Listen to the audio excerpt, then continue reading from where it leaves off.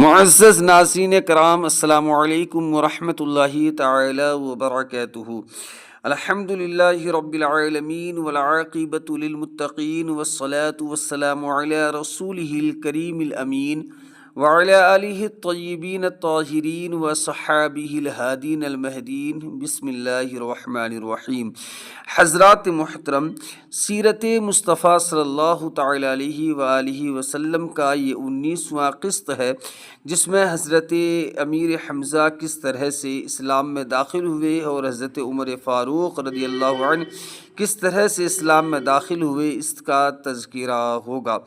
تو دوستو، اعلان نبوت کے 6 سال حضرت حمزہ اور حضرت عمر رضی اللہ عنہ 2 ایسی ہستیاں دامن اسلام میں آ گئیں جن سے اسلام اور مسلمانوں کے جاہ و جلال اور ان کے عزت و اقبال کا پرچم بہت ہی بلند ہو گیا۔ حضور صلی اللہ تعالی علیہ وسلم کے چچاؤں میں حضرت حمزہ کو آپ سے بڑی والہانہ محبت تھی، اور وہ صرف 2-3 سال حضور صلی اللہ تعالی علیہ وسلم سے عمر میں زیادہ تھے، اور چونکہ انہوں نے بھی حضرت ثویبہ کا دودھ پیا تھا، اس لیے حضور صلی اللہ تعالی علیہ وسلم کے رضاعی بھائی بھی تھے۔ حضرت حمزہ رضی اللہ عنہ بہت ہی طاقتور اور بہادر تھے اور شکار کے بہت ہی شوقین تھے۔ روزانہ صبح سویرے تیر کمان لے کر گھر سے نکل جاتے اور شام کو شکار سے واپس لوٹ کر حرم میں جاتے، خانہ کعبہ کا طواف کرتے اور قریش کے سرداروں کی مجلس میں کچھ دیر بیٹھا کرتے تھے۔ ایک دن حسب معمول شکار سے واپس لوٹے تو ابن جدعان کی لونڈی اور خود ان کی بہن حضرت بی بی صفیہ رضی اللہ عنہا نے ان کو بتایا کہ آج ابو جہل نے کس طرح تمہارے بھتیجے حضرت محمد صلی اللہ تعالی علیہ وسلم کے ساتھ بے ادبی اور گستاخی کی ہے۔ یہ ماجرا سن کر مارے غصہ کے حضرت حمزہ رضی اللہ عنہ کا خون کھولنے لگا۔ ایک دم تیر کمان لیے ہوئے مسجد حرام میں پہنچ گئے اور اپنے کمان سے ابو جہل کے سر پر اس زور سے مارا کہ اس کا سر پھٹ گیا، اور کہا کہ تو میرے بھتیجے کو گالیاں دیتا ہے، تجھے خبر نہیں کہ میں بھی اسی کے دین پر ہوں۔ یہ دیکھ کر قبیلہ بنی مخزوم کے کچھ لوگ ابو جہل کی مدد کے لیے کھڑے ہو گئے، تو ابو جہل نے یہ سوچ کر کہ کہیں بنو ہاشم سے جنگ نہ چھڑ جائے، یہ کہا کہ اے بنی مخزوم، آپ لوگ حمزہ کو چھوڑ دیجئے۔ واقعی آج میں نے ان کے بھتیجے کو بہت ہی خراب قسم کی گالیاں دی تھیں۔ کتاب مدارج النبوہ جلد 2 صفحہ 44۔ حضرت حمزہ رضی اللہ عنہ نے مسلمان ہو جانے کے بعد زور سے ان اشعار کو پڑھنا شروع کیا، جس کا میں آپ حضرات کو اردو میں آسان لفظوں میں ترجمہ کر کے بتا رہا ہوں۔ یہ اشعار پڑھ رہے تھے کہ میں اللہ کی حمد کرتا ہوں جس وقت کہ اس نے میرے دل کو اسلام اور دین حنیف کی طرف ہدایت دی۔ جب احکام اسلام کی ہمارے سامنے تلاوت کی جاتی ہے تو باکمال عقل والوں کے آنسو جاری ہو جاتے ہیں، اور خدا کے برگزیدہ احمد صلی اللہ تعالی علیہ وسلم ہمارے مقتدی ہیں، تو اے کافرو اپنی باطل بکواس سے ان پر غلبہ مت حاصل کرو۔ تو خدا کی قسم ہم انہیں قوم کفار کے سپرد نہیں کریں گے، حالانکہ ابھی تک ہم نے ان کافروں کے ساتھ تلواروں سے فیصلہ نہیں کیا ہے۔ کتاب زرقانی جلد 1 صفحہ 256۔ حضرت امیر حمزہ رضی اللہ عنہ کے اسلام لانے کے بعد تیسرے ہی دن حضرت عمر رضی اللہ تعالی عنہ بھی دولت اسلام سے مالا مال ہو گئے۔ آپ کے مشرف باسلام ہونے کے واقعات میں بہت سی روایات ہیں۔ ایک روایت یہ ہے کہ آپ ایک دن غصہ میں بھرے ہوئے ننگی تلوار لے کر اس ارادہ سے چلے کہ آج میں اسی تلوار سے پیغمبر اسلام کا خاتمہ کر دوں گا۔ اتفاق سے راستہ میں حضرت نعیم بن عبداللہ قریشی رضی اللہ عنہ سے ملاقات ہو گئی۔ یہ مسلمان ہو چکے تھے، مگر حضرت عمر رضی اللہ عنہ کو ان کے اسلام کی خبر نہیں تھی۔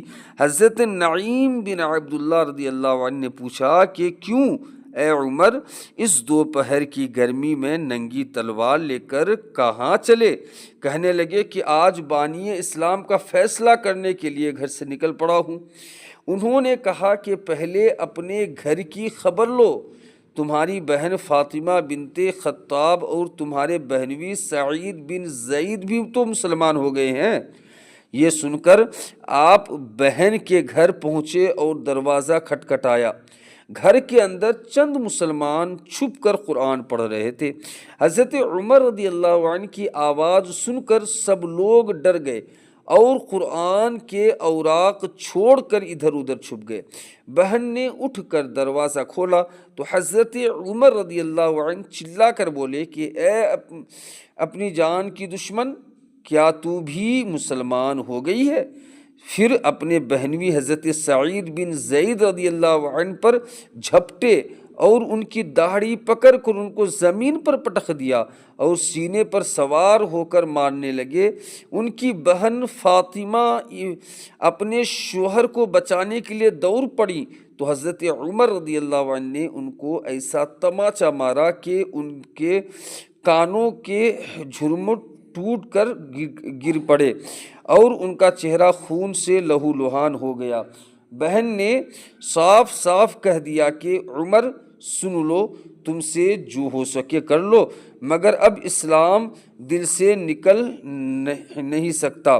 حضرت عمر رضی اللہ عنہ نے بہن کا خون آلود چہرہ دیکھا اور ان کا عزم و استقامت سے بھرا ہوا یہ جملہ سنا تو ان پر رقت طاری ہو گئی اور ایک دم دل نرم پڑ گیا۔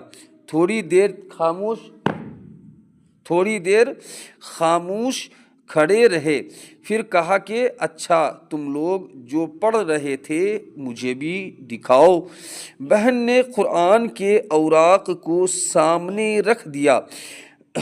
اٹھا کر دیکھا تو اس آیت پر نظر پڑی کہ سبح للہ ما فی السماوات والارض وهو العزیز الحکیم۔ اس آیت کا ایک ایک لفظ صداقت کی تاثیر کا تیر بن کر دل کی گہرائی میں پیوست ہوتا چلا گیا اور جس کا ایک ایک بال لرزہ بر اندام ہونے لگا۔ جب اس آیت پر پہنچے کہ آمنوا باللہ ورسولہ تو بالکل ہی بے قابو ہو گئے اور بے اختیار پکار اٹھے اشہد ان لا الہ الا اللہ واشہد ان محمد رسول اللہ۔ یہ وہ وقت تھا کہ حضور نبی اکرم صلی اللہ تعالی علیہ وسلم حضرت ارقم بن ارقم رضی اللہ عنہ کے مکان پر مقیم تھے۔ حضرت عمر رضی اللہ عنہ بہن کے گھر سے نکلے اور سیدھے حضرت ارقم رضی اللہ عنہ کے مکان پر پہنچے تو دروازہ بند پایا۔ کنڈی بجائی، اندر کے لوگوں نے دروازہ کی جھری سے جھانک کر دیکھا تو حضرت عمر رضی اللہ عنہ ننگی تلوار لیے کھڑے تھے۔ لوگ گھبرا گئے اور کسی میں دروازہ کھولنے کی ہمت نہیں ہوئی، مگر حضرت حمزہ رضی اللہ عنہ نے بلند آواز سے فرمایا کہ دروازہ کھول دو اور اندر آنے دو، اگر نیک نیتی کے ساتھ آیا ہے تو اس کا خیر مقدم کیا جائے گا، ورنہ اسی کی تلوار سے اس کی گردن اڑا دی جائے گی۔ حضرت عمر رضی اللہ عنہ نے اندر قدم رکھا تو حضور صلی اللہ علیہ وسلم نے خود آگے بڑھ کر حضرت عمر رضی اللہ عنہ کا بازو پکڑا اور فرمایا کہ اے خطاب کے بیٹے، تو مسلمان ہو جا، آخر تو کب تک مجھ سے لڑتا رہے گا؟ حضرت عمر رضی اللہ عنہ نے بآواز بلند کلمہ پڑھا۔ حضور صلی اللہ تعالی علیہ وسلم نے مارے خوشی کے نعرے تکبیر بلند فرمایا اور تمام حاضرین نے اس زور سے اللہ اکبر کا نعرہ مارا کہ مکہ کی پہاڑیاں گونج اٹھی۔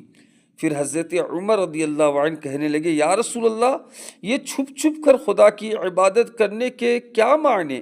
اٹھیے ہم کعبہ میں چل کر علی اعلان خدا کی عبادت کریں گے، اور خدا کی قسم میں کفر کی حالت میں جن جن مجلسوں میں بیٹھ کر اسلام کی مخالفت کرتا رہا ہوں، میں اب ان تمام مجالس میں اپنے اسلام کا اعلان کر دوں گا۔ پھر حضور صلی اللہ تعالیٰ علیہ وسلم صحابہ کی جماعت کو لے کر 2 قطاروں میں روانہ ہوئے۔ ایک صف کے آگے آگے حضرت حمزہ رضی اللہ عنہ چل رہے تھے، اور دوسرے صف کے آگے آگے حضرت عمر رضی اللہ عنہ چل رہے تھے۔ اس شان سے مسجد حرام میں داخل ہوئے اور نماز ادا کی۔ حضرت عمر رضی اللہ عنہ نے حرم کعبہ میں مشرکین کے سامنے اپنے اسلام کا اعلان کیا۔ یہ سنتے ہی ہر طرف سے کفار دوڑ پڑے اور حضرت عمر رضی اللہ عنہ کو مارنے لگے۔ حضرت عمر رضی اللہ عنہ بھی ان لوگوں سے لڑنے لگے۔ ایک ہنگامہ برپا ہو گیا۔ اتنے میں حضرت عمر رضی اللہ عنہ کا ماموں ابو جہل آ گیا۔ اس نے پوچھا کہ یہ ہنگامہ کیسا ہے؟ لوگوں نے بتایا کہ حضرت عمر رضی اللہ عنہ مسلمان ہو گئے ہیں، اس لیے لوگ برہم ہو کر ان پر حملہ آور ہوئے ہیں۔ یہ سن کر ابو جہل نے حتیم کعبہ میں کھڑے ہو کر اپنی آستین سے اشارہ کر کے اعلان کر دیا کہ میں نے اپنے بھانجے عمر کو پناہ دی۔ ابو جہل کا یہ اعلان سن کر سب لوگ ہٹ گئے۔ حضرت عمر رضی اللہ عنہ کا بیان ہے کہ اسلام لانے کے بعد میں ہمیشہ کفار کو مارتا اور ان کی مار کھاتا رہا، یہاں تک کہ اللہ تعالیٰ نے اسلام کو غالب فرما دیا۔ کتاب زرقانی علی المواہب جلد 1 صفحہ 272۔ حضرت عمر رضی اللہ عنہ کے مسلمان ہونے کا ایک سبب یہ بھی بتایا گیا ہے کہ خود حضرت عمر رضی اللہ عنہ فرمایا کرتے تھے کہ میں کفر کی حالت میں قریش کے بتوں کے پاس حاضر تھا۔ اتنے میں ایک شخص گائے کا ایک بچڑا لے کر آیا اور اس کو بتوں کے نام پر ذبح کیا۔ پھر بڑے زور سے چیخ مار کر کسی نے یہ کہا کہ یا جلیح امر نجیع رجل فصیح لیقول لا الہ الا اللہ۔ یہ آواز سن کر سب لوگ وہاں سے بھاگ کھڑے ہوئے، لیکن میں نے یہ عزم کر لیا کہ یہ اس آواز دینے والے کی تحقیق کیے بغیر ہرگز یہاں سے نہیں ہٹوں گا۔ اس کے بعد پھر یہی آواز آئی، یعنی اے کھلی ہوئی دشمنی کرنے والے، ایک کامیابی کی چیز ہے کہ ایک فصاحت والا آدمی لا الہ الا اللہ کہہ رہا ہے، حالانکہ بتوں کے اس پاس میرے سوا اور کوئی بھی نہیں تھا۔ اس کے فوراً ہی بعد حضور صلی اللہ تعالیٰ علیہ وسلم نے اپنی نبوت کا اعلان فرمایا۔ اس واقعہ سے حضرت عمر رضی اللہ عنہ بے حد متاثر تھے، اس لیے ان کے اسلام لانے کے اسباب میں اس واقعے کو بھی کچھ نہ کچھ ضرور دخل ہے۔ کتاب بخاری شریف جلد 1 صفحہ 546۔ حضرت عمر رضی اللہ عنہ کو جب کفار مکہ نے بہت زیادہ ستایا تو عاص بن وائل سہمی نے بھی آپ کو اپنی پناہ میں لے لیا، جو زمانہ جاہلیت میں آپ کا حلیف تھا۔ اس لیے حضرت عمر رضی اللہ تعالی عنہ کفار کی مار دھار سے بچ گئے۔ استغفر اللہ ربی من کلی ذنب و خطیئہ و اتوب الیہ، لا الہ الا اللہ محمد الرسول اللہ۔ اگر زندگی نے وفا کی اور حیات باقی رہی تو اس کے آگے کی باتیں انشاءاللہ العزیز اگلے قسط میں لانے کی میں کوشش کروں گا۔